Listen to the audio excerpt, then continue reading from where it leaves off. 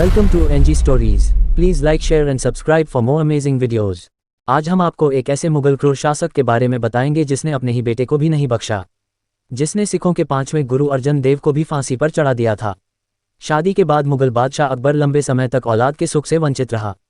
कई मन्नतों के बाद जहांगीर का जन्म हुआ। जहांगीर, जिसकी पहचान क्रूर शासक और शराब व औरतों के शौकीन बादशाह के तौर पर हुई। सबसे ज्यादा चौंकाने वाली बात है कि जहांगीर ने अपने ही बेटे की आंख फोड़ दी थी। अकबर की मौत के बाद जहांगीर मुगल तख्त पर काबिज हुआ। वह कभी दरियादिली दिखाता था तो कभी क्रूरता की हदें पार कर देता था।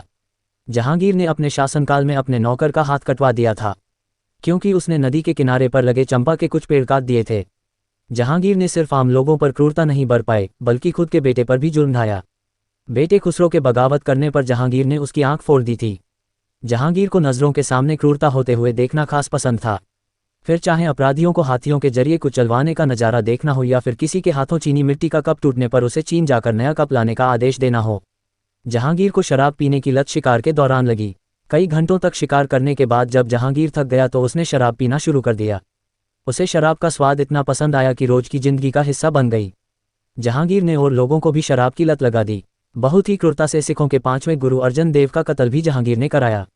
बगावत करने वाले बेटे खुसरो की मदद करने पर बौखलाया हुआ जहांगीर गुरु अर्जन देव के पास गया।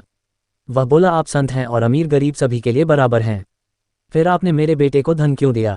गुरु अर्जन देव ने जवाब दिया कि मैंने ऐसा इसलिए किया क्योंकि वो सफर पर जा रहा था, न कि वो आपका विरोधी है।